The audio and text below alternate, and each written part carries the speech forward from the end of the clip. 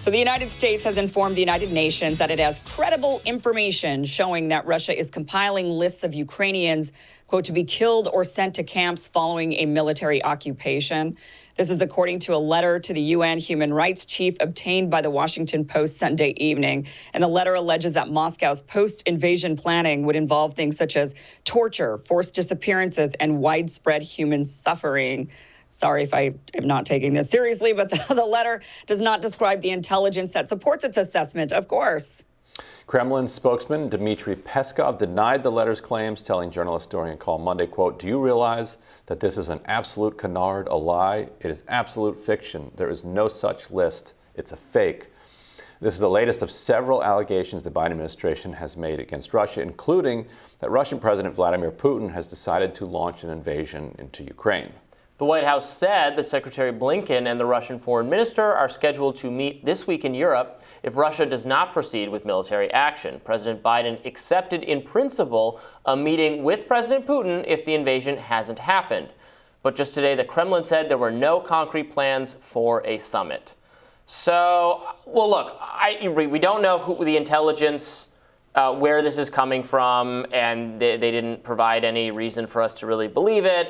I mean, that said, if an invasion does take place, yes, I would expect some amount of mistreatment of people in Ukraine or the people there who are hostile to the regime. I mean, that would be the case of any case of one country invading another would result to some degree. So I don't think it's totally wrong to fret about that. Right, and more to that point, Putin does in fact kill dissidents. You know, he does in fact kill journalists. Right. It's the thing he does. He's kind of proud in a way of it, and he often, they will leave a trail to show that, because part of it is terror, that to say like, look, you cross me, you're not safe anywhere in the world, whether it's London or anywhere else. And so, yeah, sure, like that, I would expect that if Putin did do that, and if particularly if there were dissidents who had been kind of camped out in Ukraine and felt that they were safe from Putin, if Putin takes over that area, certainly they're at risk. And the United States is not a credible narrator when it comes to any of this stuff. Right, and that's really. They might also be right. You know what I mean? Like you can completely not trust them, but yeah. Well, we'll see. We were supposed to invade when? When did they say that they were supposed to be, or that Russia was supposed to invade Ukraine? Yeah, Wednesday the 16th. This is such a joke. And then you've got, everybody, Russians and Ukrainians and people over there saying this isn't happening. The U.S. is just saying this stuff over and over and over again. And there's no real reason to believe that this is actually going to happen. Putin has made his demands very, very clear. He wants a guarantee that Ukraine is not going to be added to NATO. Very simple. If we want to end this, if we want to stop this, we just say, okay, Ukraine won't be added to NATO. We don't need to expand NATO all the way up to the Russian border. But, and then the Washington Post have come out, well, we're not going to show you this evidence, but believe us, we've got this document that shows there's going to be these drastic human rights abuses that are going to be committed by Putin. He's a monster. He's going to get people and torture them. And that pulls at the heartstrings of Americans. They know they can say that stuff every single time, and it suddenly gets the American people against that country. And they're trying to manufacture some sort of consent here from us, the American people, because so many of us are against a war with Russia. None of us want to do this. Even if they do go into Ukraine, many of us are asking, okay, but Ukraine's not in NATO, so we have no obligation to defend them as a nation. They've historically been a part of the USSR. They're fairly new. Not that, look, they are entitled to their sovereignty. I believe they should be their own sovereign nation by all means. But why would we go to the defense of Ukraine? No one can answer that question, except, of course, if you dig deeper, it all boils down to the Nord Stream 2 pipeline. But, here we are talking about, well, it's going to be human rights abuses, and that's going to tug at the heartstrings, and everybody's going to say, well, then we have to. We have to save these people. But it is going to be human rights abuses, but there are human rights abuses all over the planet that we can't, that we just can't, it's not our job. We have proven that we can't. The human rights abuses ensue when we try to do something. They just happen in the other direction. So it's not. It doesn't call out to do anything, I don't think. Right. And Putin might actually invade.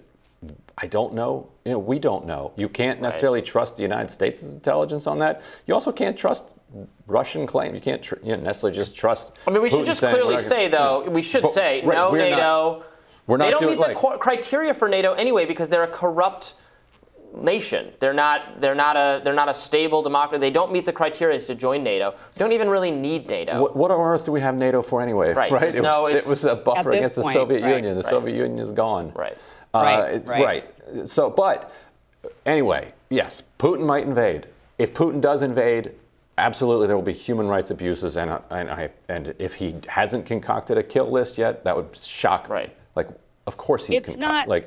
But that doesn't mean the U.S. should send troops there. Doesn't mean the U.S. should get involved in a war there. The U.S. absolutely should not do that. But it's fine to be clear-eyed about, the potential for this to happen. If the U.S. The whole point of this is that we made a deal with Germany. We told Germany, look, you can have this pipeline, but if Russia enacts some any sort of aggression, then you can't. You have to sanction Russia. You have to go against them. This is going to be economic. They're going to try to say, with Russia probably going into the Donbas region, which is not under Ukrainian control. It's technically Ukraine. So if they do enter that area, I guess it could be called an invasion. They'll be able to use that language. But the reality is, it's not under Ukraine's control. It's been under the separatist control for 8 years now. So, I don't think there is, I guess, a possibility that Putin decides to annex that region of the Donbass. They've been asking to be annexed for a while. He hasn't done it. I don't think Russia wants to take on the responsibility of funneling money to Ukraine. They've been happy to leave it to us for a while. I don't know if they want to bring, if they want to be the ones responsible when they're trying to build up their own population and bring their own people out of poverty. So I'll believe it when I see it.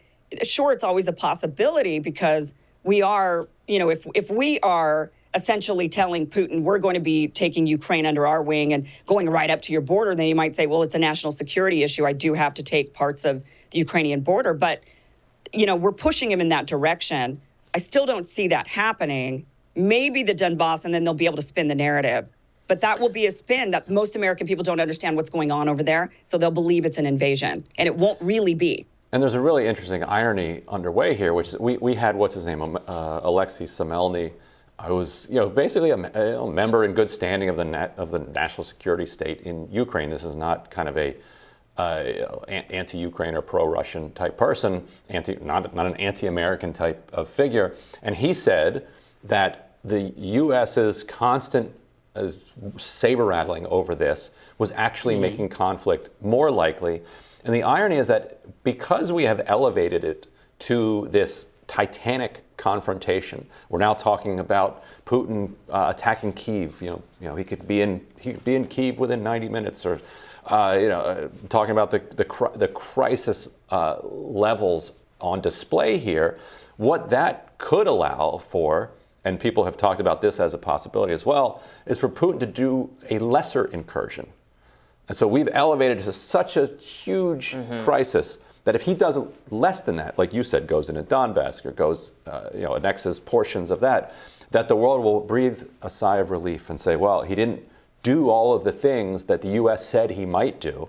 And so in some ways, we're moving the Overton window for him and enabling him perhaps to take some pieces of it in a way that he might not have been able to if we hadn't ginned up fears of World War III. Right. Well, and we even have now, they've got people in Donbass that are fleeing into Russia. So there's Ukrainian refugees now fleeing into Russia because of the shelling that has escalated. And the People's Republic of Luhansk and I'm sorry, Donetsk have announced that, those leaderships, they've said that the shelling is coming from the Ukrainian side and that they're escalating towards them.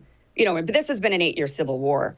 And so they're just saying it's now escalating and they're firing back and they're firing. It's hard to know who to believe when there's shelling going back and forth. But again, this has been a civil war that has been going on for 8 years. These areas are not under Ukrainian control. If Russia goes in order to secure those areas to prevent more refugees from fleeing into Russia, but we're not going to get that narrative here in the United States. Well, here's Vice President Kamala Harris in Germany yesterday. We're talking about the potential for war in Europe. Let's really take a moment to understand the significance of what we're talking about. It's been over 70 years. And through those 70 years, as I mentioned yesterday, there has been peace and security. We are talking about the real possibility of war in Europe. Harris was attending the Munich Security Conference where she met Ukrainian President Volodymyr Zelensky amid ongoing tensions over Ukraine. Reporters then asked Harris if the U.S. had any evidence that Putin is planning an invasion, to which Harris replied, "We believe he has made his decision, period." However, the Ukrainian government has repeatedly walked back American media sounding the alarm over an imminent invasion. Ukraine's Defense Minister Alexei Reznikov on Sunday said that it was inappropriate to talk about a Russian invasion in the coming days. So, Zelensky's even gone onto Facebook and made fun of this, like, oh, yeah, we're supposed to see an invasion, that's coming. So if the Ukrainian president isn't even, he's a comedian, he was elected president, but if he's even making jokes about this, and you've got their foreign minister saying this is inappropriate discussion. I mean, what are we doing? Why are Democrats so into Russiagate that they've now had to escalate it to this level where it's, they couldn't get Trump on being connected, some sort of Manchurian candidate. So now it's got to escalate to ultimately what they've always wanted, which is what? War with Russia? Did we end the war in Afghanistan just so we could start a war with Russia? This is insane. No evidence. Yeah, Harris's rhetoric there was pretty crazy. The war in Europe. Apparently Bosnia doesn't count. Conjuring up images of, of World War II, right? Of like the invasion of Poland or something.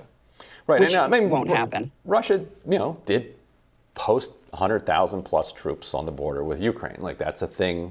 That's a thing that they did. But the U.S. had multiple ways it could have reacted to that situation. They chose, taking it to the highest DEFCON level that they could. And for months on end, even with Zelensky the entire time saying, calm down, calm down, calm down.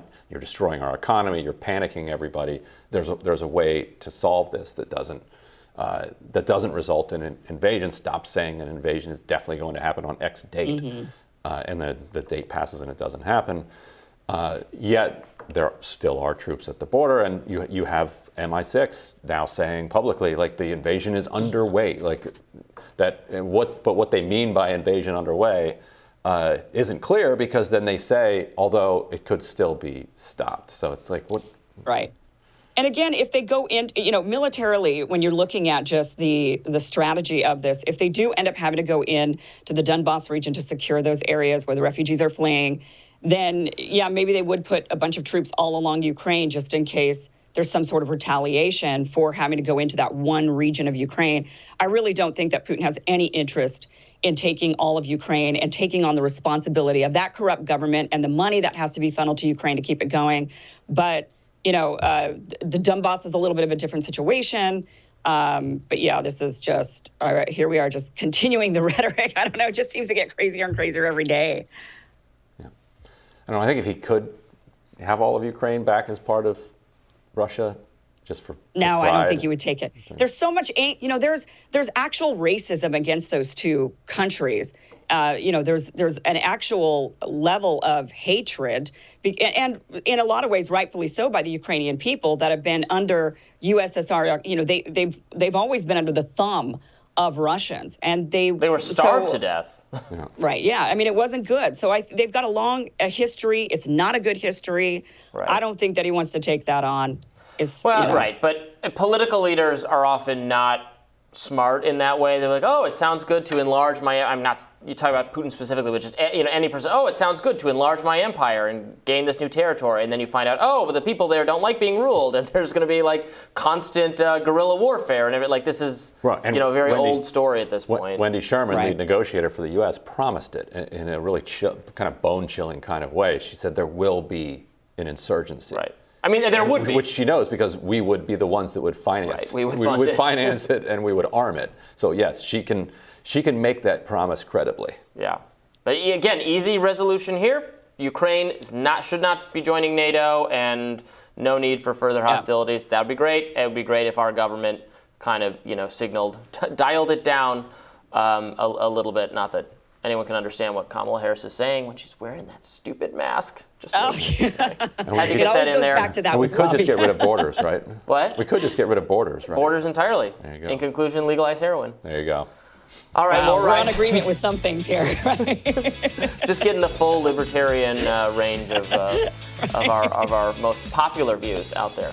More rising right after this. Stay with us.